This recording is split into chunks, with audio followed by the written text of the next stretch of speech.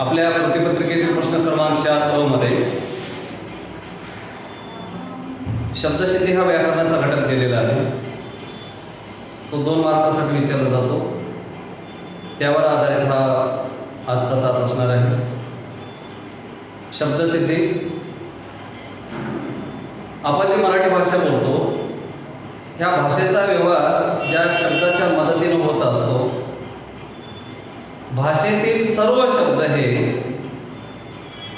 त्याच भाषेतील तयार झाले असतात असे नाही. मराठीत असे अनेक शब्द दुसऱ्या भाषेतून आलेले आहेत. कोणती भाषा असो त्या भाषेमध्ये सुरुवातीला शब्द काही कमीच असतात. मग हा भाषिक व्यवहार करत असताना तेवढ्या शब्दाने भागत नाही. मग काय करायचं, आपण नवीन शब्द तयार करत असतो. मग एखाद्या वेळेस एका शब्दाच्या सुरुवातीला उपसर्ग लावून एखादा शब्द तयार करतो किंवा प्रत्यय लावून एखादा शब्द तयार करतो किंवा इतर भाषेतले काही शब्द आहेत जसे तसे घेतो किंवा इतर भाषेतल्या शब्दामध्ये थोडाफार बदल करून आपण तो स्वीकारतो. या पद्धतीनं शब्द नवीन तयार करण्याची आणि स्वीकारण्याची जी प्रक्रिया आहे ती सातत्यानं घडतच असते. जवळपास एखादा शब्द कसा सिद्ध होतो म्हणजे कसा तयार होतो यालाच शब्दसिद्धी असे म्हणतात. शब्द कसा बनतो म्हणजेच शब्द कसा सिद्ध होतो याला शब्दसिद्धी असे म्हणतात. आता या शब्दसिद्धीचे 2 प्रकार आहेत. एक आहे सिद्ध शब्द, दुसरा आहे साधित शब्द. सिद्ध शब्द आणि साधित शब्द हे त्याचे प्रमुख 2 प्रकार आहेत शब्दसिद्धीचे. सिद्ध शब्द कशाला म्हणायचं हे पहिल्यांदा आपण पाहणार आहोत की शब्द जसा आहे तसाच त्याचा भाषेमध्ये उपयोग केला जातो त्याला म्हणायचं सिद्ध शब्द. आता उदाहरणामध्ये मराठी भाषेमध्ये जे मूळ शब्द आहेत किंवा मूळ जे धातू आहेत त्याला म्हणायचं सिद्ध शब्द. उदाहरण जा, ये, कर, बस हे जे शब्द आहेत, दगड असे काही शब्द, आकाश हे मूळ शब्द आहेत. या मूळ शब्दांचा वापर आपण जसा आहे तसा करतो. त्याच्यामध्ये कोणत्याही स्वरूपाचा आपण बदल करत नाही. ज्या शब्दामध्ये कोणताही बदल झालेला नाही त्याला आपण सिद्ध शब्द असे म्हणायचं. म्हणजे शब्द जसा आहे तसा आपण भाषेत स्वीकारतो त्या शब्दाला सिद्ध शब्द असे म्हणायचं. आता उदाहरणामध्ये सिद्ध शब्दाचं जर आपण उदाहरण द्यायचं म्हटलं तर जा या ठिकाणी घेतो मी. जा, ये, कर, बस हे धातू साधे याला म्हणायचं. सॉरी, मूळ धातू याला म्हणायचं. हे मूळ धातू आहे. हे याला म्हणायचं सिद्ध शब्द. दगड हा मूळ शब्द आहे. याच्यामध्ये कुठलाच बदल नाही या शब्दामध्ये. मराठीतला मूळ शब्द दगड. अशा शब्दांना सिद्ध शब्द असे म्हणतात. आता या सिद्ध शब्दाचे 3 प्रकार आहेत, जवळपास 4 प्रकार आहेत. एक तत्सम म्हणजे संस्कृत भाषेमधून जसा आला तसा शब्द आपण या ठिकाणी घेतला. उदाहरणामध्ये चक्र शब्द आहे. तो शब्द आपण जसा आहे तसा घेतलेला आहे. तो तत्सम शब्द. तद्भव शब्द संस्कृत भाषेतून आलेल्या शब्दाला थोडाफार बदल आपण करून घेतला. उदाहरणामध्ये श्वसूर नावाचा शब्द, श्वसूरपासून आपण सासरा केला, चक्रपासून आपण चाक केला. म्हणजे संस्कृत भाषेमधून आलेल्या शब्दाला त्याच्यामध्ये थोडासा बदल करून जेव्हा आपण स्वीकारतो त्याला म्हणायचं तद्भव. देशी शब्द म्हणजे मूळ भाषेतला शब्द. त्या परभाषीय शब्द जे म्हणजे आपण इतर भाषेतून शब्द घेतो. उदाहरण तूप आहे, घोंगडी आहे, खलबत्ता आहे, अडकित्ता आहे हे आपण परभाषीय शब्द आपण घेतो. किंवा कम्प्युटर आहे, त्याला काय म्हणतो आपण मोबाईल आहे, हे इंग्रजी भाषेतून, टेबल आहे, इंग्रजी भाषेतून हे शब्द घेतलेले आहेत. आता इयत्ता 10वीच्या अभ्यासक्रमाच्या दृष्टिकोनातून आपल्याला सिद्ध शब्दांचा या ठिकाणी विचार करायचा नाही. शब्दसिद्धीमधला जो दुसरा प्रकार आहे तो म्हणजे साधित शब्द. या साधित शब्दाचे जे उपप्रकार आहेत उपसर्गघटित, प्रत्ययघटित आणि अभ्यस्त शब्द, हे 3 शब्द तुम्हाला परीक्षेमध्ये विचारले जातात. या 3 शब्दाचे काही नमुने तुम्हाला त्या चौकटीमध्ये दिले जातात आणि मग त्यांचं वर्गीकरण करायचं असते. असा एक प्रश्न विचारला जातो. किंवा प्रत्यय लावून एखादा 2 शब्द तयार करा किंवा उपसर्ग लावून 2 शब्द तयार करा यासारखे प्रश्न तुम्हाला या ठिकाणी विचारले जातात. साधा सोपा प्रश्न आहे आणि सहज तुम्हाला 2 मार्क देऊन जाणार हा प्रश्न आहे. तर आपण या ठिकाणी साधे शब्द कशाला म्हणायचे त्याच्याकडे आपण वळणार आहोत. यावर्षी तुम्हाला तत्सम शब्द,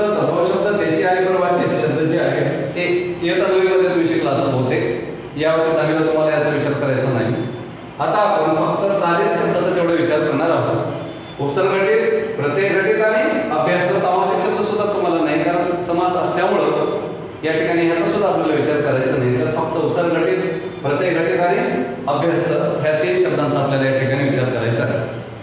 साधित शब्द कशाला म्हणायचं?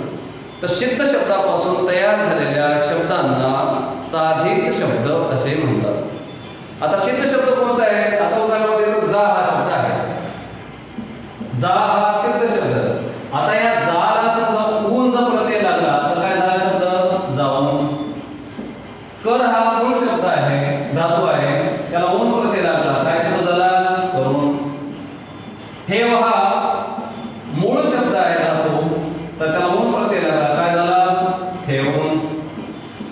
म्हणजे सिद्ध शब्दाला प्रत्यय लावून किंवा त्याच्यामध्ये काही बदल करून किंवा त्याच्यापासून उपसर्ग लावून जो शब्द तयार होतो त्याला म्हणायचं साधित शब्द। हा झाला सिद्ध शब्द। आणि हे जे रूप तयार झालेलं आहे याला म्हणायचं साधित। सिद्ध शब्दावर प्रक्रिया करून जो शब्द तयार होतो त्याला म्हणायचं साधित शब्द। लक्षात ये उदाहरण येऊन, येणारा, त्याच्यानंतर अजून काय म्हणतो आपण? येऊ, हे सिद्ध शब्दापासून तयार झालेले रूप आहे, त्याला आपण साधित शब्द असे म्हणतो। आता या साधित शब्दाचे 3 उपसर्ग घटित, प्रत्यय घटित, सामासिक आणि अभ्यस्त। हे मला आता सामासिक शिकायचं नाही। हे 3 प्रकार आपण या ठिकाणी याच्यात असला पाहणार आहोत। तुम्हाला लक्षात आलं? साधित शब्द कशाला म्हणायचं? सिद्ध शब्दापासून तयार झालेल्या शब्दांना साधित शब्द असे म्हणतात। तर आता पहिला जो मुद्दा आहे तो म्हणजे उपसर्ग घटित शब्द कशाला म्हणायचं, त्याच्यात आपण यामध्ये आपण येऊ। आता उपसर्ग घटित शब्द कशाला म्हणायचं? तर उपसर्ग म्हणजे काय? तर मूळ शब्दाच्या किंवा धातूच्या सुरुवातीला म्हणजे अगोदर एक किंवा अधिक अक्षरे लावून तयार झालेले शब्द त्याला काय म्हणायचं? उपसर्ग। आता उदाहरणामध्ये लक्षात द्या, आपण या ठिकाणी उपसर्ग घटित शब्दाचा विचार करत आहोत। आता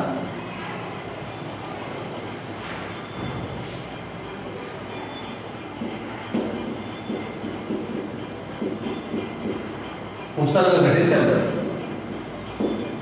लक्षात। तर मूळ शब्दाच्या किंवा धातूच्या सुरुवातीला म्हणजेच अगोदर एक किंवा अधिक अक्षरे लावून तयार झालेले शब्दाला त्या शब्दाला आपण म्हणायचं उपसर्ग घटित शब्द। मूळ शब्दाच्या सुरुवातीला जे लागले जाते ते म्हणजे त्याला उपसर्ग म्हणतात। त्याच्यापासून तयार झालेल्या शब्दाला उपसर्ग घटित शब्द, त्यापासून तयार झालेला शब्द। तर एक लक्षात उदाहरण तुम्हाला सांगतो या ठिकाणी, जन्म नावाचा जो शब्द आहे हा मूळ शब्द आहे, याच्या कोणतीच प्रक्रिया झालेली नाही, हा मूळ शब्द आहे समजा। आता या ठिकाणी जन्म या शब्दाला जर समजा आपण आ हा उपसर्ग लागला, याला म्हणायचं आ उपसर्ग, आ अधिक जन्म, काय झाला शब्द? आ जन्म, म्हणजे हा झाला उपसर्ग घटित शब्द। आ उपसर्ग, जन्म मूळ शब्द आणि त्यांच्यापासून उपसर्ग अधिक मूळ शब्द, त्याच्यापासून तयार झालेला शब्द म्हणजे आ जन्म, ज्याला आपण उपसर्ग घटित शब्द असे म्हणतो। असे अनेक प्रकारचे उपसर्ग मराठी भाषेमध्ये लागले जातात, जसं संस्कृत उपसर्ग आहेत, मराठी उपसर्ग आहेत, फारसी भाषेत उपसर्ग आहेत। कारण ज्या ज्या राजवटीचा प्रभाव आपल्या महाराष्ट्र भूमीवर आहे त्यांचे शब्द आपण या ठिकाणी स्वीकारलेले आहेत। महाराष्ट्राचा जर आपण थोडा विचार केला तर जवळपास फारसी भाषेचा फार मोठा प्रभाव आपल्या मराठी भाषेवर जाणवतो। ते फारसी भाषेचे आपण काही प्रत्यय आणि उपसर्ग स्वीकारलेत आणि मग आपल्या मूळ शब्दाला ते लावून आपण असे शब्द आपल्या भाषेमध्ये वाढवलेले आहेत, त्याचा तुम्हाला अनुभव येईलच। आता उदाहरणामध्ये बिंब नावाचा शब्द आहे, हा झाला मूळ शब्द। आता याला जर आपण प्रति जर लावला, हा झाला उपसर्ग, प्रतिउपसर्ग आणि बिंब मूळ शब्द, त्याच्यापासून काय शब्द झाला आता? प्रतिबिंब। साधा सोपा आहे, हा मूळ शब्द आणि हा झाला उपसर्ग। समजून घेण्यासाठी असं करायचं, मूळ शब्द आणि याला म्हणायचं उपसर्ग या उपसर्गाला स्वतंत्र अर्थ नसतो, त्याचा वाक्यामध्ये स्वतंत्रपणे वापर सुद्धा केला जात नाही, पण ते शब्द जेव्हा एखाद्या शब्दाला जोडले जातात त्या शब्दाला मात्र एक विशिष्ट प्रकारचा अर्थ प्राप्त करून देत असतात. उपसर्गाला त्याचा स्वतःचा अर्थ नसतो, पण जेव्हा ते एखाद्या शब्दाला धारण करतात तेव्हा मात्र त्या शब्दाचा अर्थ बदलत असतो. आता या ठिकाणी उपसर्ग आणि हा मूळ शब्द आणि या झाला आता प्रतिबिंब, हा झाला उपसर्ग घटित शब्द. तर त्याचे काही उदाहरण आपल्याला या ठिकाणी सांगता येतील. जसं की संस्कृतमधून काय उपसर्ग आलेले आहेत? अ उपसर्ग आहे. अ अधिक भय, काय शब्द झाला? अभय. अ अधिक तिथी, कोणता शब्द झाला? अतिथी. अतिरेक मध्ये बघा तुम्ही, अति अधिक रेक, अतिरेक, अति, नि, अधि, प्र, वे, सु, अनु, अ, उत असे काही संस्कृत उपसर्ग या ठिकाणी लागलेले असतात. उप, दुःख मधलं दु, परा, परी, प्रति, सम, हे सगळे शब्द जे आहेत हे संस्कृत भाषेतून उपसर्ग आपण घेतलेले आहेत. आपल्या मराठी भाषेतील शब्दांना किंवा संस्कृत भाषेतल्या काही शब्दांना ज्यावर स्वीकारले आहेत त्यांना लावलेले आहेत आणि त्यांच्यापासून एक स्वतंत्र शब्द तयार झाला आहे, त्याला म्हणायचं उपसर्ग घटित शब्द. त्याचे काही 4-5 उदाहरणं तुमच्या समोर ठेवतो. फार काय असा अवघड भाग नाही आहे, हा समजण्यासाठी सोपा आहे. एक प्रत्येकाचा एक संस्कृतमध्ये काय उपसर्ग, मराठी भाषेमध्ये काही ठराविक उपसर्ग आणि फारसी भाषेतले काही ठराविक उपसर्ग, या पद्धतीने आपण एक 10 उदाहरण तुमच्या पुढे ठेवतो म्हणजे तुम्हाला हे लक्षात येईल. आता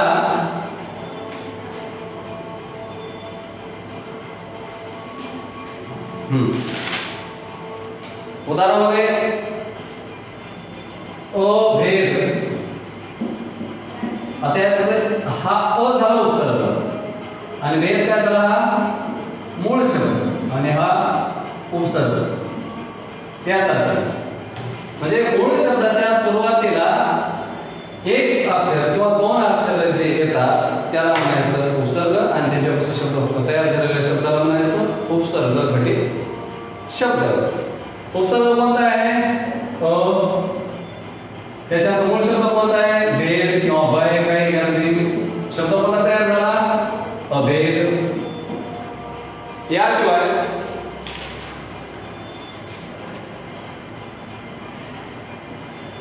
अति उपसर्ग घेऊ. अति अधिक लोभ, कोणता शब्द झाला? अतिलोभ. त्यानंतर अधि शब्द, अधि अधिक राज्य, शब्द कोणता झाला? अधिराज्य. उपसर्ग कोणते? अति, अ, हे उपसर्ग आहे. त्यानंतर सुकन्यामध्ये बघा तुम्ही, सु हा उपसर्ग चांगला अर्थ होता त्याचा आणि कन्या, सुकन्या, चांगली अशी कन्या. मागे मला एक बोलत जाताना सांगितलं की त्याचा स्वतंत्र अर्थ नसतो. उपसर्गाला अर्थ आहे पण त्याचा स्वतंत्रपणे वाक्यामध्ये वापर केला जात नाही. थोडंसं एक मिस्टेक लक्षात आलं आता माझ्या. म्हणजे सु म्हणजे चांगला अर्थ आहे त्याला, पण या सुचा आपण स्वतंत्रपणे वाक्यामध्ये वापर करतो का? तर नाही. त्याचा शब्दाला जोडून आपण वापर करतो आणि मग त्याला एक विशेष अर्थ प्राप्त झाला. कशी कन्या? तर सु अशी कन्या, चांगली अशी कन्या, असे लक्षात. याशिवाय अप.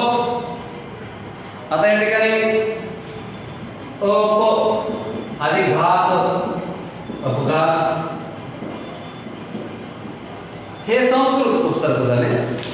त्यानंतर मराठीमध्ये काही आपण उपसर्ग या ठिकाणी घेणार आहोत. उदाहरणामध्ये अवकळा, अव अधिक कळा घेऊ, अव अधिक कळा, अवकळा.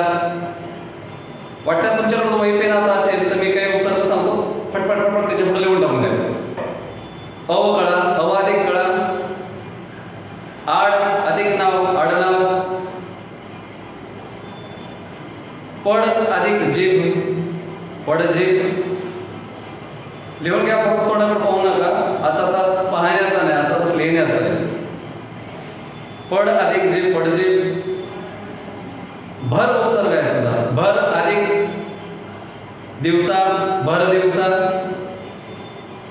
भर अधिक पूर, भरपूर. बघा, भर उपसर्ग, पूर मूळ शब्द. मूळ शब्दाचा अर्थ काय आहे? पूर या शब्दाचा पाण्याचा मोठा प्रवाह. पण भरपूर या शब्दाचा अर्थ मोठा प्रवाह होते काय? नाही, भरपूर म्हणजे भरपूर झाला होता, म्हणजे जास्त झालं असे अर्थ, म्हणजे त्याला एक विशिष्ट अर्थ प्राप्त होतो. उपसर्ग जेव्हा मूळ शब्दाला जातो तेव्हा त्याला एक विशिष्ट अर्थ प्राप्त करून देतो. भरपूर असे काही शब्द आपल्याला सांगता येतील. मराठी उपसर्ग कोणकोणते आपण घेतलेले आहेत? उदाहरणामध्ये अधिक गळा, अवगळा. आलं लक्षात? त्याच्यानंतर आड अधिक पडदा. काय होईल? आड पडदा.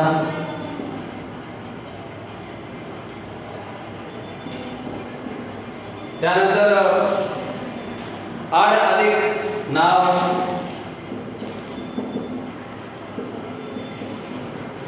आडनाव. यानंतर नी अधिक कामी, नी अधिक रोगी. कुठला घ्या? निकामी. फक्त तुम्ही एक लक्षात घ्या याच्यामध्ये की मूळ शब्द कोणता आहे हे लक्षात घेतलं किंवा आपल्याला शब्दाच्या जर सुरुवातीला जर काही अक्षर लावले असतील तर त्याला समजून घ्यायचे की हा उपसर्ग आहे. म्हणजे मूळ शब्दाच्या सुरुवातीला एक किंवा दोन अक्षर जर लागलेले असतील तर त्याला काय म्हणायचं? उपसर्ग घटित शब्द. मूळ शब्दाच्या जर नंतर लागले असतील तर त्याला म्हणायचं प्रत्यय, जे आपण आता शिकणारच आहोत. आता ही झाली मराठी उपसर्ग काही, संस्कृत उपसर्ग काही. आता मराठी भाषेमध्ये काही फारसी उपसर्ग लागले, त्याचे 2-3 उदाहरण तुमच्याकडे ठेवतो आणि हा मुद्दा आपण या ठिकाणी संपवूया. आता उदाहरणामध्ये मराठवाड्यामध्ये खास करून फारसी भाषेचा फार मोठा प्रभाव जाणवतो आणि बरेचसे उदाहरण आपण या ठिकाणी घेतले. उदाहरण सहज बघा आपण. गैरहजर. गैर हा शब्द संस्कृत आहे का? नाही. मराठी आहे का? नाही. तर हा शब्द आपण कुठं घेतलेला आहे? फारसी भाषेकडून आपण तो स्वीकारलेला आहे. आता हजर नावाचा मूळ शब्द हे भेटवतो. आता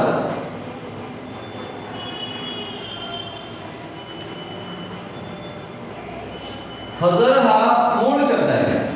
हा लक्षात? आता याला गैर हा उपसर्ग लागलेला आहे. हा कोणता आहे? उपसर्ग. आणि हा मूळ शब्द. आणि या दोघांपासून जो शब्द तयार झाला तो म्हणजे गैरहजर हा उपसर्ग घटित शब्द.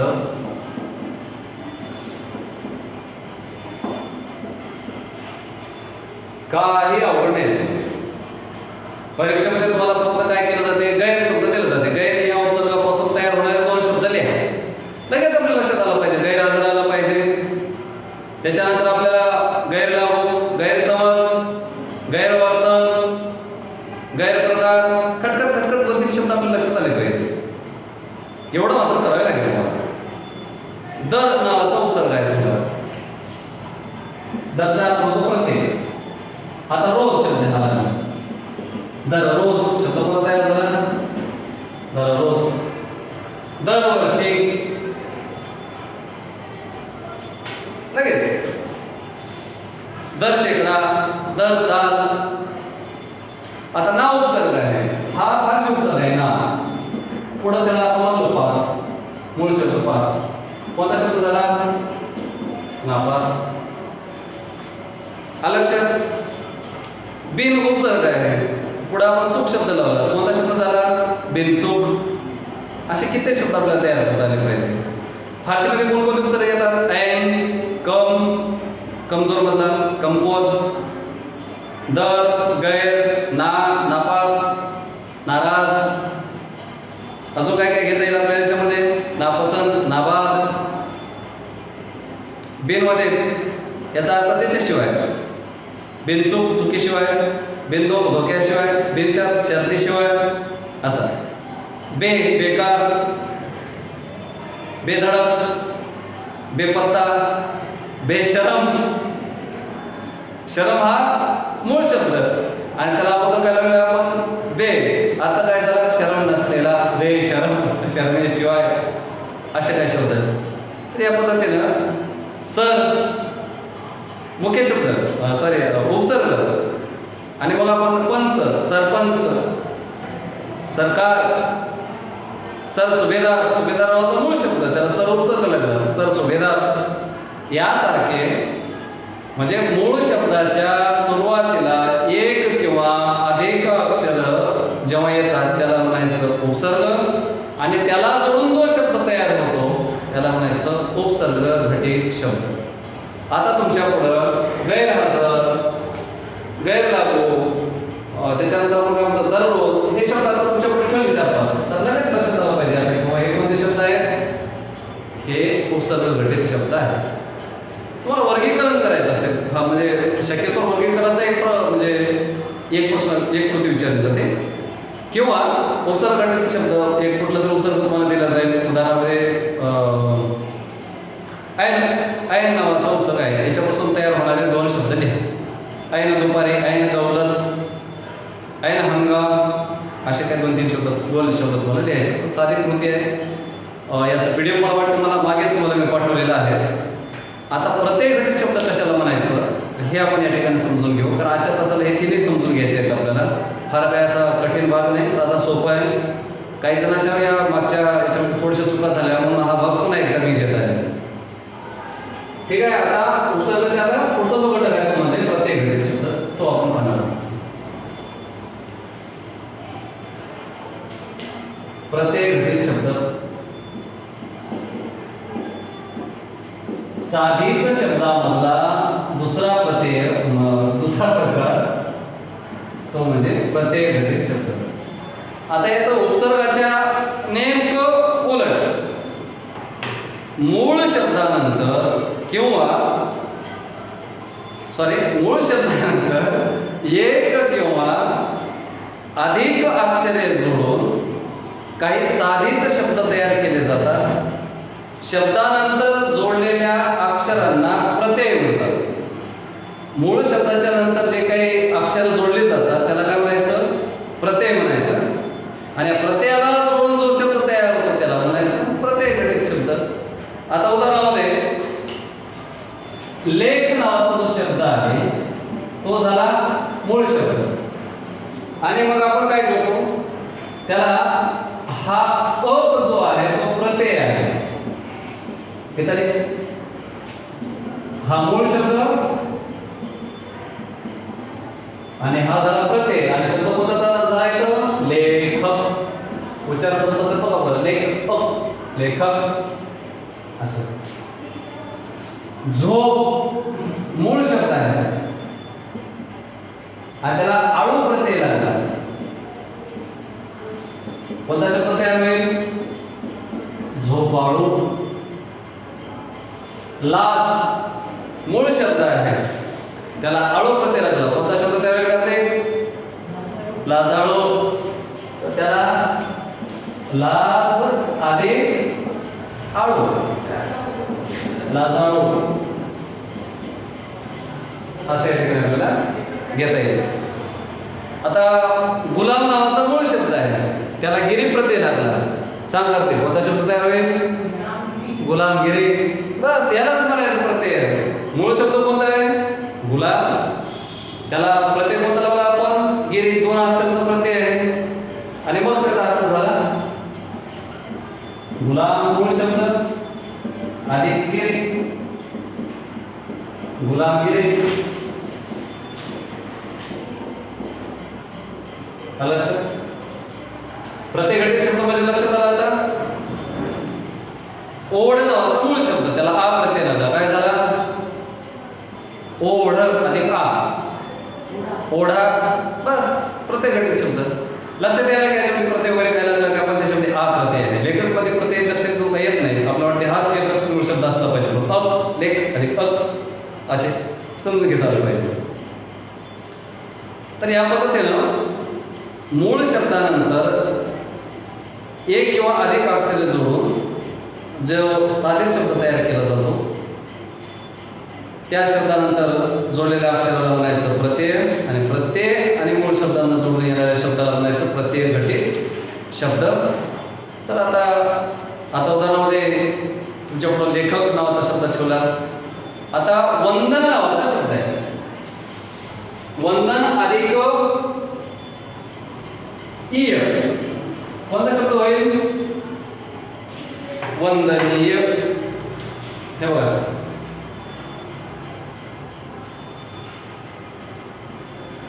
वंदन अधिक ईय वंदनीय. हा ई इथलं प्रत्यय जोडलेला आहे. कुठला? ईय प्रत्यय. भारत अधिक ईय कोणता शब्द होईल? भारतीय.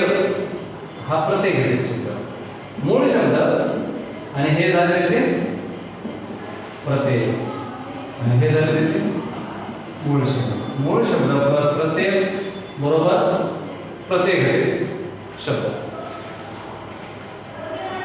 रसिक कोणता प्रत्यय लागला असेल त्याच्यामध्ये?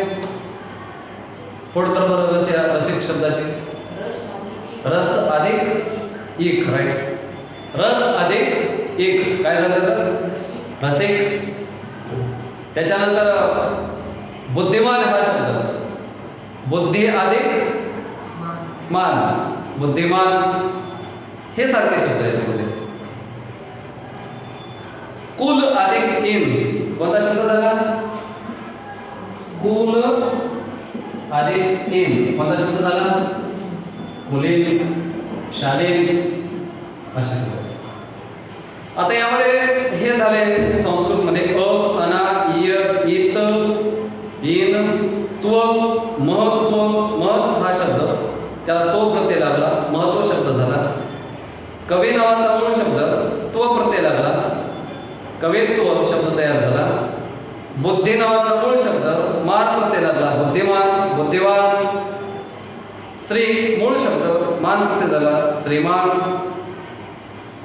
यासारखे काही आपल्याला संस्कृत उपसर्ग प्रत्यय आहेत. मराठी सुद्धा काही प्रत्यय या ठिकाणी लागले आहेत. उदाहरणामध्ये रेख नावाचा शब्द आणि त्याला इव प्रत्यय झाला, रेखीव. रेख अधिक इव कोणता शब्द झाला? रेखीव. भरीव असे शब्द त्याच्यामध्ये आपल्याला घेता येते. कट नावाचा प्रत्यय. आता या ठिकाणी पोर हा मूळ शब्द त्याला कट शब्द लावला, प्रत्यय लागला. काय होईल? पोरकट. पोरकट. कर जर प्रत्यय लागला त्याला तर बघा तुम्ही सुखकर, खेळकर असा त्याचा कर प्रत्यय. कार पुढाकार, कलाकार. कला अधिक कार, कला अधिक कार, कलाकार. कला हा मूळ शब्द आणि हे कार हे झाले आता प्रत्ययाची ह्या बाजूला. मूळ शब्दाच्या नंतर जे शब्द येतात त्याला म्हणायचं प्रत्यय, मूळ शब्दाच्या सुरुवातीला जे शब्द येतात त्याला म्हणायचं उपसर्ग. आणि याचं आपल्याला वर्गीकरण करायचं असते परीक्षेमध्ये. अजून काही धुनावळ, खानावळ, नावळ प्रत्यय आहे, राग प्रत्यय आहे, नाचरा, हसरा, लाजरा असे भरपूर प्रत्यय आहेत. वाईक प्रत्यय, नातेवाईक, तलेवाईक, आस्तेवाईक. आता वाला प्रत्यय, दूध वाला. दूध मूळ शब्द त्याला वाला लागला प्रत्यय आहे. त्याच्यानंतर भाजी मूळ शब्द वाला प्रत्यय लागला, भाजीवाला. आता फारशीमध्ये बघा तुम्ही दुकानदार म्हणतो आपण, हवालदार म्हणतो. त्याच्यानंतर खाना शब्द येतो आपल्याकडे, कारखाना, दवाखाना. हे सगळे जे शब्द आहेत हे प्रत्यय घटित शब्द आहेत. मूळ शब्दाला नंतर ते काही फारशी प्रत्यय लागून सुद्धा मराठी भाषेमध्ये काही शब्द तयार झाले त्याचा आपण मराठी भाषेमध्ये वापर करत असतो. उदाहरणामध्ये जादूगर. जादू नावाचा मूळ शब्द फारशी प्रत्यय आपण या ठिकाणी पाहणार आहोत. त्याचे उदाहरण जादू. अधिक गर काय झाला जादूगर असे या पद्धतीने. त्याच्यानंतर बाज नावाचा प्रत्यय आहे. नखरेबाज, दगाबाज या पद्धतीने. दान नावाचा एक प्रत्यय आहे. कमलदान, खाना, कारखाना, दवाखाना, तोपखाना. नामा नावाचा प्रत्यय पंचनामा, करारनामा, जाहीरनामा. हे साधे सोपे प्रकार आहेत. आता हे तुम्हाला शेवटचा जो शब्द आहे तो म्हणजे अभ्यास्त. एक 2 मिनिटांमध्ये या ठिकाणी संपवतो. तर अभ्यास्त शब्द कशाला म्हणायचा, तर एखाद्या शब्दाची द्विरूपती होते किंवा एखाद्या अक्षराचा या ठिकाणी फरक होऊन त्याच अर्थाचा शब्द आपण वाचतो. शक्यतो हे शब्द ध्वनिवाचक आणि नादानुकारी असतात आणि यापासून हे जे शब्द असतात त्याला म्हणायचं थोडक्यात अभ्यस्त शब्द. उदाहरणामध्ये बघा तुम्ही घर अधिक घर, घरोघर, त्या शब्दाची द्विरूपती अभ्यस्त शब्द आपण या ठिकाणी घेऊ. हे काय मिनिटात संपवतो. हे फार अवघड नाही, याच्यामध्ये काहीच अवघड नाही. परीक्षेमध्ये तुम्हाला सहज या ठिकाणी समजून येईल. आता त्याचा शेवटचा प्रकार आहे याच्यामध्ये तो म्हणजे अभ्यस्त. एखाद्या शब्दाची द्विरूपती होते किंवा त्याच अर्थाचा शब्द पुढे येतो किंवा एखाद्या अक्षराचा फरक पडतो यामध्ये, त्याला म्हणायचं अभ्यस्त शब्द. याच्यामध्ये घर अधिक घर, एखाद्या शब्दाची द्विरूपती झाली घर अधिक घर. कोणता शब्द झाला घरोघर, एखाद्या शब्दाची द्विरूपती. त्याच्यानंतर एका अक्षराचा फरक असतो फक्त. एक बघा तुम्ही अवती अधिक भवती.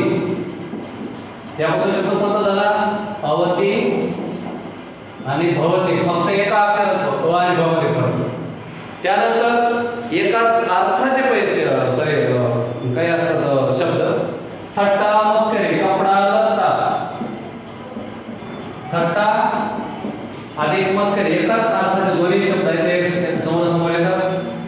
याच्यातून एक नाद निर्माण होतो आणि याला म्हणायचं अभ्यस्त शब्द. थट्टा मस्करी. याशिवाय काही अनुकरणवाचक शब्द असतात म्हणजे नाद निर्माण करणारे. खटखट, खडखड, त्याच्यानंतर जुळजुळ, थुईथुई, खटखट, खट अधिक खट, नाद निर्माण करणारे. खटखट, झुळझुळ, झुळ अधिक झुळ, झुळझुळ. ह्याला म्हणायचं पूर्ण अभ्यस्त.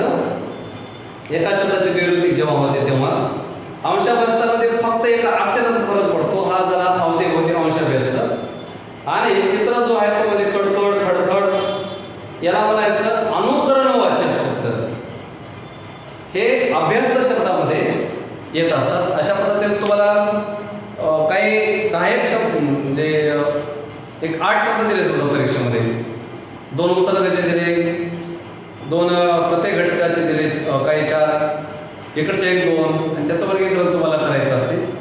किंवा अगळपगळ सारखे अजून 2 शब्द लिहा तर त्याच्यामध्ये फरक काय आहे फक्त एका अक्षराचा. तर मग अवतीभोवती, आतल्या त्याच अर्थाचे शब्द तुम्हाला लिहायचे असतात. धन दौलत, उरला सुरला असे शब्द. तर या पद्धतीने तुमचा जो हा महत्त्वाचा घटक आहे तो म्हणजे शब्दसिद्धीचा तो आजच्या तासाला या ठिकाणी समाप्त झालेला आहे. तर याच्यावरचे प्रश्न कसे विचारले जातात तर मागच्या वर्ग चाचणी आणि घटक चाचणीला आपण याच्यावर प्रश्न टाकलेलेच होते. तुम्हाला परिचय झालेला आहे. थोडक्यात एक सराव म्हणून एक तुमच्यापुढे एक उदाहरण ठेवतो. परीक्षेमध्ये कोण्या स्वरूपाचे प्रश्न येतात. आता उदाहरण लेखक, सुकन्या, अगल-बगल,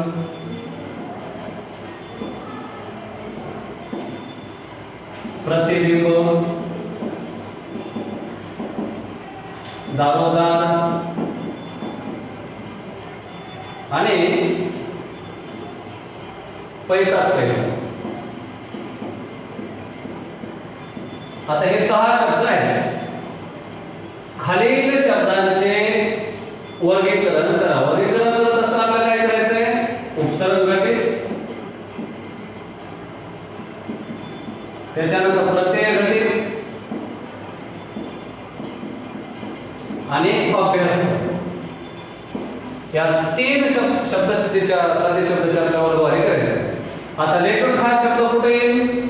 हा झाला प्रत्यय घटित. लेख अधिक अक हा प्रत्यय अक म्हणून याला म्हणायचं प्रत्यय घटित शब्द. सुकन्या शब्द सु हा उपसर्ग लागलेला आहे म्हणून हा शब्द येते सुकन्या. त्याच्यानंतर अगळ बगळ हा शब्द आहे तो याच्यातून त्याच अक्षराची पुनरावृत्ती झालेली आहे, फक्त एक अक्षराचा बदल होऊन, म्हणून हा त्याला म्हणायचं अभ्यास शब्द, तो येते अगळ बगळ.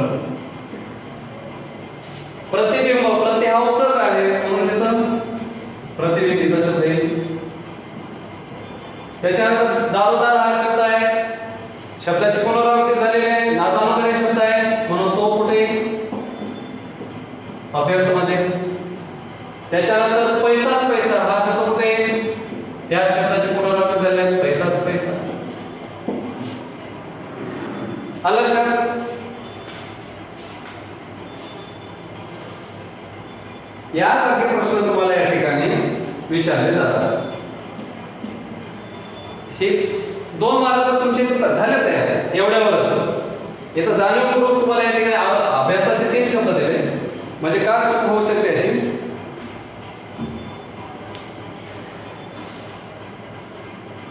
थांबायचे तर आपण आता